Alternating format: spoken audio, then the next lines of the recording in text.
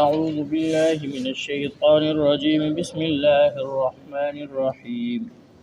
وإلى مدين أخاهم شعيبا فقال يا قوم اعبدوا الله وارجوا اليوم الآخر ولا تعثوا في الأرض مفسدين۔ اور ہم نے قوم مدین کی طرف مدین والوں کی طرف ان کے بھائی حضرت شعیب علیہ السلام کو پیغمبر بنا کر بھیجا۔ پس شعیب علیہ السلام نے فرمایا کہ اے میری قوم، اللہ کی عبادت کرو اور آخرت کے دن کی امید رکھو اور زمین میں فساد کرنے والے ہو کر مت پھرو۔ فَكَذَّبُوهُ فَأَخَذَتْهُمُ الرَّجْفَةُ فَأَصْبَحُوا فِي دَارِهِمْ جَاثِمِينَ۔ پس انہوں نے حضرت شعیب علیہ السلام کو جھٹلایا، پس اچانک ان کو پکڑا ایک چنگھاڑ نے۔ پھر صبح کی انہوں نے اس حال میں کہ اپنے گھروں میں اوندے منہ پڑے تھے۔ وَعَادًا وَثَمُودَ وَقَدْ تَبَيَّنَ لَكُم مِّن مَّسَاكِنِهِمْ وَزَيَّنَ لَهُمُ الشَّيْطَانُ أَعْمَالَهُمْ فَصَدَّهُمْ عَنِ السَّبِيلِ وَكَانُوا مُسْتَبْصِرِينَ۔ اور قوم عاد اور قوم ثمود، البتہ تحقیق ان کے گھر واضح ہیں تمہارے لیے، اور مزین کیا تھا ان کے لیے شیطان نے ان کے اعمال کو، اور وہ راستے سے ہٹے ہوئے تھے اور وہ بڑے سمجھدار تھے۔ وقارون وفرعون وہامان ولقد جاءهم موسى بالبينات فاستكبروا في الارض وما كانوا سابقين۔ اور قارون اور فرعون اور حامان البتہ تحقیق آئے تھے ان کے پاس موسیٰ علیہ السلام دلائل کے ساتھ، پھر انہوں نے تکبر کیا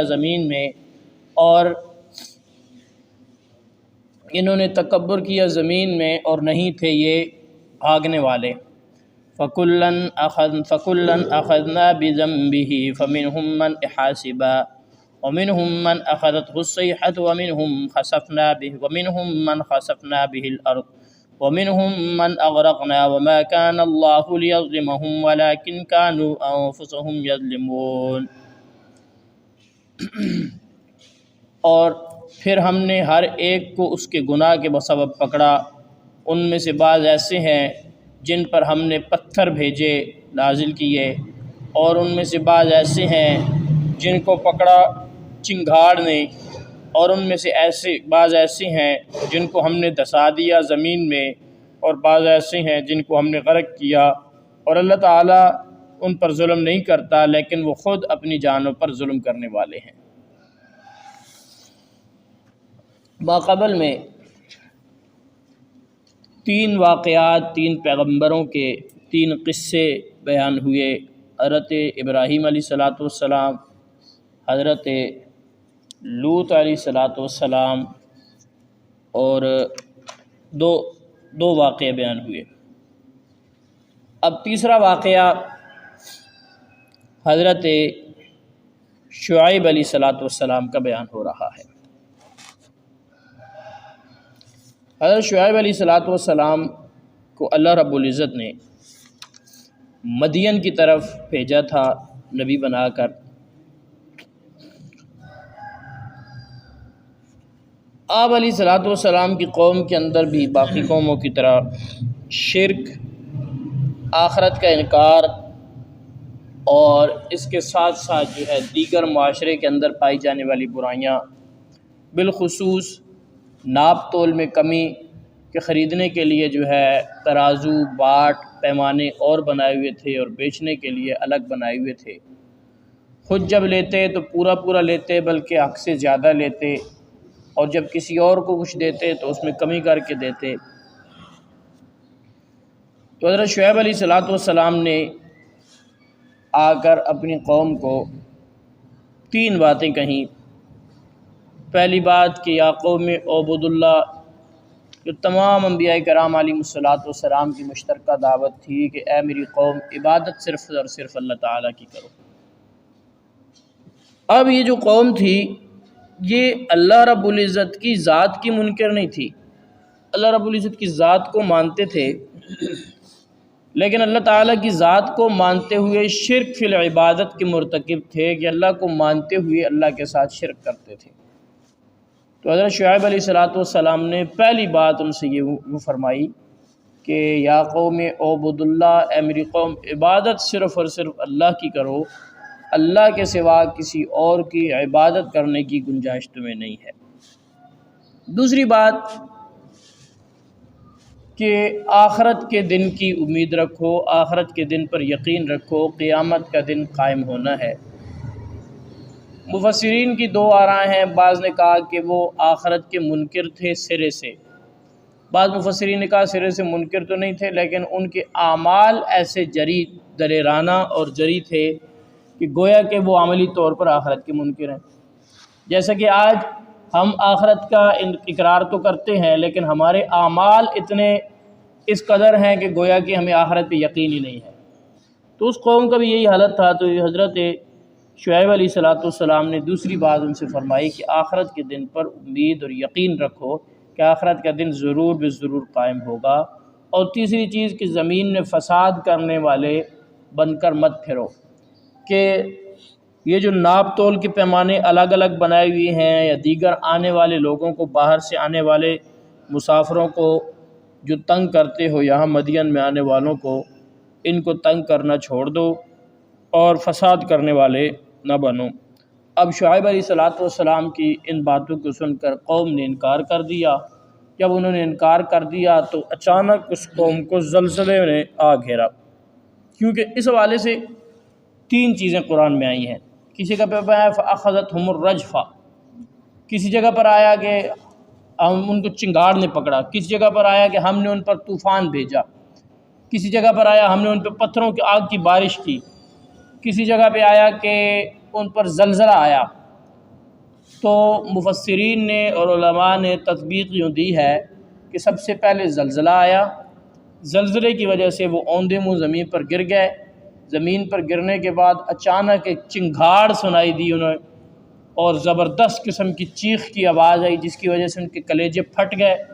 ان کلیجوں کے پھٹنے کے بعد طوفان، اور طوفان کے ساتھ ساتھ آگ برسائی گئی آسمانوں سے۔ تو یہ چار قسم کے عذاب قوم شعیب پر آئے۔ تو یہاں پر فرمایا فَأَخَذَتْهُمُ الرَّجْفَةُ،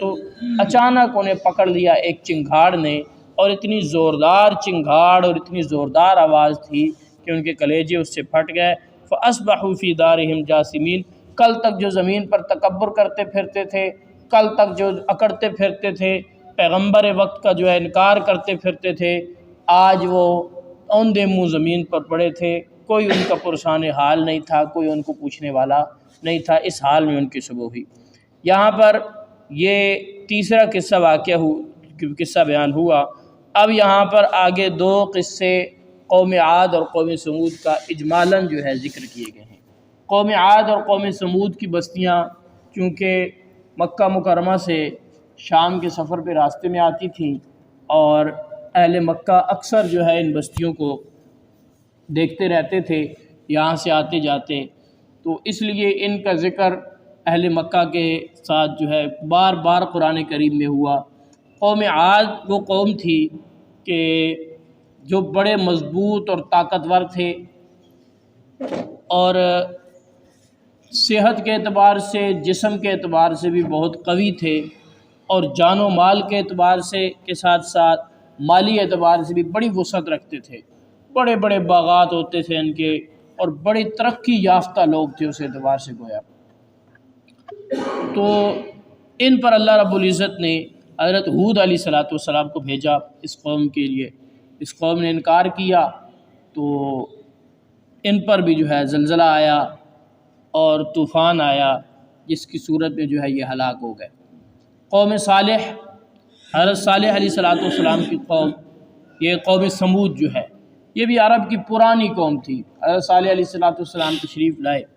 تفصیلات ما قبل میں گزر چکی ہیں کہ حضرت صالح علیہ السلام نے ان کو دعوت دی۔ بالآخر انہوں نے مطالبہ کیا معجزے کا کہ سامنے والے پہاڑ سے ایک گابن اونٹنی پیدا ہو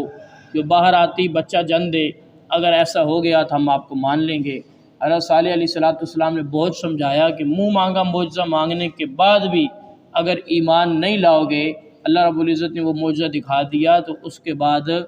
اللہ کے عذاب کو کوئی روک نہیں سکتا، لیکن قوم نہ مانی۔ چنانچہ حضرت صالح علیہ السلام نے دعا کی، اللہ رب العزت نے پہاڑ سے اونٹنی پیدا کر دی، اور وہ اونٹنی آتے ہی اس نے بچہ جن دیا۔ جب یہ بات آئی اب حکم یہ آ گیا کہ اب اونٹنی کا خیال کرنا ہے، یہ اللہ کی اونٹنی ہے، اس کا خیال کرنا ہے۔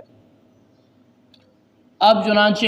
اونٹنی طے یہ ہوا کہ ایک دن چراگاہ میں اونٹنی چرا کرے گی اور ایک دن لوگوں کے جانور چریں گے، ایک دن پانی اونٹنی پیے گی اور ایک دن لوگوں کے جانور پئیں گے۔ اور اونٹنی جو ایک دن پانی پیتی تو سارا کا سارا پانی جتنا دوسرے جانوروں نے پینا ہوتا وہ اونٹنی پی جاتی۔ چراگاہ میں چرنے کے لیے اونٹنی جاتی، اللہ کی طرف سے آزمائش تھی اس قوم پر چونکہ، تو وہ سارے کے سارا جو ہے وہ گھاس وغیرہ چر کے آ جاتی۔ دوسرے دن جانور جاتے، نہ ان کو پانی ملتا نہ گھاس ملتا، لیکن اونٹنی کا دودھ اتنا ہوتا کہ وہ جس دن چر کے آتی اس دن بھی سارے جانوروں کو اور اگلے دن بھی سارے جانوروں والوں کو، پوری بستی کو اس کا دودھ دیا جاتا تھا، اور اس کا دودھ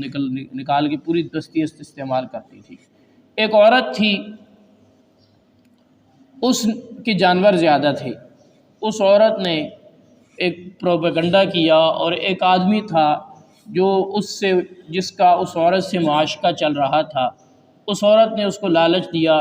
کہ اگر اس اونٹنی کو قتل کر دو گے تو میں تجھ سے نکاح کر لوں گی۔ تو چنانچہ اس بدبخت نے اونٹنی کی کونچھیں کاٹ دیں، اور اللہ کا عذاب پھر اس قوم پر آیا، اور یہ قوم بھی تباہ و برباد ہو گئی، ہلاک ہو گئی۔ تو یہ دو واقعے جو ہے اجمالاً ذکر کیے ہیں۔ اللہ رب العزت فرماتے ہیں کہ قوم عاد اور قوم سمود، ان کی جو رہنے کی جگہ ہے، ان کے گھر ہیں، یہ تمہارے لیے بڑے واضح ہیں۔ تم جب شام کے سفر پہ جاتے ہو تو تمہارے راستے میں آتے ہیں ان کے کھنڈرات، تم دیکھتے ہو۔ تو اصل یہ کیا تھا، ان کے لیے شیطان نے ان کے اعمال کو جو ہے وہ مزین کیا تھا اور ان کو راستے سے ہٹا دیا تھا۔ لیکن اس کا یہ مطلب بھی نہیں کہ اتنے بے وقوف تھے اور اتنے جاہل تھے کہ بس شیطان نے ان کے سامنے جو ان کو کان سے پکڑ کے گمراہ کر دیا اور کان سے پکڑ کے لے گیا۔ دنیاوی اعتبار سے وہ بڑے سمجھدار تھے، وَكَانُوا مُسْتَبْصِرِينَ، دنیاوی اعتبار سے بڑے سمجھدار تھے، ہر چیز کو جانتے تھے، ہر چیز کو سمجھتے تھے، ہر چیز کو دیکھتے تھے۔ لیکن جو ہے وہ یہاں پر جب پیغمبر کی بات آئی تو اس کے مقابلے میں شیطان کی بات کو ترجیح دی انہوں نے، حالانکہ پیغمبر نے ہر قسم کے دلائل بھی پیش کر دیے تھے۔ تو دنیا کے اعتبار سے یہ بڑے ترقی یافتہ تھے، دنیا کے اعتبار سے بڑے روشن خیال تھے، تو دین کے اعتبار سے ان کا اس طرح ہونا، تو شیطان نے تو ان کے سامنے اپنا راستہ پیش کیا، گویا انہوں نے اپنے عقل سے، اپنی سوچ سے، اپنے فہم سے جو ہے سارا کچھ اختیار کیا ہے۔ اب یہ بات آج کل کے دور کے لوگوں کو بھی سمجھنے کے لیے، آج کل کے دور میں لوگ اتنے سمجھدار ہیں کہ کوئی بندہ بھی جو ہے نا دودھ لینے کے لیے دکان کا انتخاب کرے گا کہ کون سی دکان سے دودھ اچھا ملتا ہے۔ پانی ڈالنے والے بہت ملتے ہیں، پاؤڈر ڈالنے والے، ہر کسی کو پتہ ہے یہ پاؤڈر ڈالتا ہے، یہ پانی ڈالتا ہے، یہاں سے دودھ خالص ملے گا، وہاں سے خریدیں گے جا کے جہاں سے دودھ خالص ملے گا۔ لوگوں کو یہ پتہ ہے کہ یہ جو لال مرچیں خرید رہے ہیں ان کے اندر اینٹیں کوٹی ہوئی ڈلی ہوئی ہیں، یہ نہیں لینی، یہاں سے خالص ملیں گی، یہاں سے خالص لینی ہے۔ بچوں کو سکول بھیجتے ہیں تو پوری جانچ پڑتال کے بعد کہ یہ سکول والے تو صرف فیسیں لے رہے ہیں، یہ سکول والے اچھا پڑھا رہے ہیں، اس سکول والوں کے پاس بھیجنا چاہیے۔ ہر اعتبار سے جانچ پڑتال کرتے ہیں، ہر اعتبار سے پورا ان کو جو ہے تجربہ ہوتا ہے، کبھی کسی جگہ پہ دھوکہ نہیں کھاتے، ہر اعتبار سے دیکھتے ہیں اور ہر چیز خالص چاہتے ہیں۔ لیکن جب مسئلہ دین کا آتا ہے اس وقت ایسے جاہل بن جاتے ہیں، ہمیں تو نہیں پتہ چلتا جی، یہ بھی یوں ہی کہتے ہیں، یہ بھی یوں ہی کہتے ہیں، یہ بھی یوں ہی کہتے ہیں۔ تو یا پھر یہ ہے کہ مسئلہ جب دین کا آتا ہے اس وقت نماز چھوڑ دی، روزہ چھوڑ دو، جی ہمیں تو سمجھ ہی نہیں آتی ہے، اس وقت بالکل جاہل اور بے وقوف بن جاتے ہیں۔ تو اللہ تعالیٰ نے اس قوم کے بارے میں بھی یہ کہا کہ وہ شیطان نے کوئی کان سے پکڑ کر ان کو جو ہے اعمال مزین کر کے کان سے پکڑ کر ان کو نہیں لے کے گیا تھا، بلکہ وَكَانُوا مُسْتَبْصِرِينَ، وہ دیکھنے والے تھے، سننے والے تھے، جاننے والے تھے، وہ بڑے ترقی یافتہ تھے، بڑے سمجھدار تھے، دنیاوی اعتبار سے جو ہے وہ بلڈنگ وہ بناتے تھے جو ان کے لیے عقلی اعتبار سے مضبوط لگتی تھی۔ تو ایمان کے اعتبار سے شیطان کے کہنے پہ ایسے نہیں چل گئے بلکہ اپنے ہوش و حواس سے گئے ہیں۔ تو آج بھی ایسے ہی ہے کہ یہ کہنا کہ جی ہمیں تو پتہ ہی نہیں ہے، ہم تو جاہل بندے ہیں، ہم نے تو ادھر سنتے ہیں وہ بھی ایسے کہتے ہیں، ادھر سنتے ہیں وہ بھی ایسے کہتے ہیں، تو یہ بات ایسے نہیں ہے۔ بلکہ اگر دودھ جو ہے 10 دکانوں کو چھوڑ کر ایک دکان میں خریدتے ہیں کہ یہ خالص ہے، تو دین کے مسئلے میں بھی اس چیز کو دیکھنا بہت ضروری ہے۔ اور دین کے مسئلے میں بھی کہ ایک طرف اگر قرآن کریم پڑھایا جا رہا ہے، دوسری طرف قصے اور کہانیاں بیان کیے جا رہے ہیں، ایک طرف قرآن پاک ہے، تو اس چیز کو دیکھنا ضروری بنتا ہے کہ اگر ایک طرف جھوٹے قصے سنا کر رلایا جا رہا ہے، دوسری طرف اللہ کا قرآن پڑھایا جا رہا ہے، تو اس چیز کو سمجھنا بنتا ہے کہ کون سا حق ہے اور کون سا باطل ہے۔ یہاں پہ بھی انسان یہ کہتے ہیں، ایک طرف جو ہے وہ جھوٹے قصے، جھوٹے واقعات، من گڑت کہانیاں وہ سارا کچھ سنایا جا رہا ہے اور اس پہ کوئی رو رہا ہے اور کوئی کیا کر رہا ہے، دوسری طرف اللہ کا قرآن پڑھا جا رہا ہے اور اس بندے نے فیصلہ کیا جی میں تو کہتا ہوں جی یہ بھی صحیح ہے اور یہ بھی صحیح ہے، تو یہ کوئی فیصلہ سمجھداری والا نہیں ہے۔ پھر تو یہ بھی کہنا چاہیے کہ ہر دکان سے ملنے والا دودھ ٹھیک ہے، وہاں بڑی سمجھداری نظر آتی ہے، تو یہاں بھی سمجھداری ضروری ہے۔ بہرحال اس ان قوموں کے بارے میں اللہ تعالیٰ فرماتے ہیں کہ وَكَانُوا مُسْتَبْصِرِينَ، وہ بڑے جو ہے وہ غور و فکر کرنے والے اور بڑے سمجھدار تھے اور بڑے ترقی یافتہ تھے۔ تو یہ قوم عاد اور قوم سمود کے بعد اب آگے اجمالاً ذکر قارون، فرعون اور حامان۔ قارون جو ہے یہ فرعون کا وزیر تھا اور یہ کہتا تھا کہ جب فرعون سے مجھے ہر چیز ملتی ہے تو مجھے کسی اور خدا کی کیا ضرورت ہے۔ تو اللہ تعالیٰ نے اس کو بھی فرعون کے ساتھ ہی غرق کیا۔ فرعون جو ہے یہ خدائی کا دعوے دار تھا، حضرت موسیٰ علیہ السلام کے مقابلے میں تھا، اور حامان اس کا وزیر تھا۔ قارون بھی اس کا وزیر تھا، لیکن یہ بظاہر جو ہے بنی اسرائیل میں سے تھا اور موسیٰ علیہ السلام کی نبوت پر ایمان بھی لا چکا تھا، لیکن اس کی دولت اس کے پاس چونکہ بہت زیادہ تھی اور اپنی دولت پر جو ہے وہ غرور اور تکبر کرتا تھا، اور دولت کی وجہ سے یہ سمجھتا تھا کہ میرے پاس پیسہ ہے، مجھے کسی اور عمل کی ضرورت نہیں ہے، اور زکوٰۃ کی وجہ سے اس کا واقعہ تفصیل کے ساتھ گزر چکا ہے۔ زکوٰۃ کا انکار کیا اور موسیٰ علیہ السلام پر تہمت لگانے کی کوشش کی، جس پر اللہ رب العزت نے اس کو زمین پر پھنسا دیا۔ تو اللہ تعالیٰ فرماتی ہے کہ ان تینوں کے پاس، فرعون کے پاس، قارون کے پاس، حامان کے پاس، موسیٰ علیہ السلام بڑے واضح دلائل اور معجزات کے ساتھ آئے، لیکن انہوں نے زمین میں تکبر کیا، سرکشی کی، لیکن سرکشی کرنے کے باوجود اللہ کی زمین سے بھاگنے والے نہیں تھے، کہیں بھاگ کے باہر نکلنے والے نہیں تھے، اللہ کی پکڑ سے بھاگ نہیں سکتے تھے، اللہ رب العزت کی پکڑ ان پہ آئی۔ اللہ تعالیٰ فرماتے ہیں کہ ہم نے ہر کسی کو اس کے گناہ کے بسبب پکڑا، جتنا جس کا گناہ تھا اسی کی وجہ سے اس کو پکڑا۔ ان میں سے بعض وہ ہیں، اللہ تعالیٰ فرماتے ہیں کہ جن پر ہم نے پتھر برسائے، قوم لوط پتھر برسائے جن پر، اور بعض وہ ہیں کہ جن کو چنگاڑ نے پکڑا، قوم سمود، اور بعض وہ ہیں جن کو زمین میں دھسا دیا گیا، قارون کو، اور بعض وہ ہیں جن کو ہم نے غرق کر دیا، فرعون کو، حامان کو۔ اللہ تعالیٰ فرماتے ہیں یہ جتنا کچھ ہوا ہے نا، وما کان اللہ لیظلمہم ولکن کانوا انفسہم یظلمون، یہ اللہ تعالیٰ نے ان پر ظلم نہیں کیا۔ اللہ تعالیٰ نے تو ایک جو ہے مخبر صادق کے ذریعے ان کو قانون کا بتا دیا کہ یہ قانون ہے، اس کے مطابق چلو گے تو یہ انعام ملے گا، اور اگر اس کی مخالفت کرو گے، اس کی خلاف ورزی کرو گے تو یہ نقصان ہوگا، یہ پکڑ آئے گی۔ اب قانون بتانے کے بعد اگر اس قانون کی کوئی خلاف ورزی کرتا ہے تو یہ ظلم نہیں ہوتا۔ مثلا گورنمنٹ نے ایک قانون بنا دیا کہ سرکاری املاک کو نقصان پہنچاؤ گے یا آرمی کے خلاف کوئی بات کرو گے تو اس پر تمہیں سزا ہوگی۔ اب یہ بات پتہ ہونے کے باوجود اب کوئی بندہ جو ہے وہ خواہ مخواہ اٹھ کے کسی سیاسی لیڈر پہ کہ یا کسی اور کے کہنے پہ اٹھ کے جو ہے وہ آرمی کے تنصیبات کو جا کے پڑھتا ہے، یا وہ ملکی جو چیزیں ہیں ملک کی ان کو جا کر ریاستی چیزوں کو جا کے پڑھتا ہے اور ان کو توڑ پھوڑ کرتا ہے۔ تو اب اگر اس کو جو ہے گورنمنٹ پکڑ رہی ہے تو یہ ظلم تو نہیں ہے، یہ تو قانون ہے۔ اب قانون کی خلاف ورزی جب اس نے کیا تو اس کی پکڑ تو ہوگی۔ قانون بن گیا جی کسی کو قتل کرو گے تو اس کے بدلے میں تمہیں جو ہے وہ قتل کیا جائے گا۔ تو اب قتل کرنے والے قاتل کو جب قصاصاً قتل کیا جاتا ہے، سزائے موت دی جاتی ہے، تو کوئی بندہ بھی نہیں کہتا کہ اس پر ظلم ہو رہا ہے، اس لیے کہ کل اس نے خود قانون کو ہاتھ میں لیا ہے اور اس نے قانون کی خلاف ورزی کی، اس نے قتل کیا، بدلے میں اس کو قتل کیا جائے گا۔ ایسے ہی اللہ رب العزت نے قانون بتا دیا کہ اس لمٹ میں رہو گے تو یہ تمہارے لیے ضابطہ ہے، اس سے تجاوز کرو گے تو اب تجاوز کرنے کی وجہ سے تمہیں سزا دی جائے گی، دنیا میں بھی آخرت میں بھی۔ اب دنیا میں اس کے بدلے سزا دی جاتی ہے کسی کو،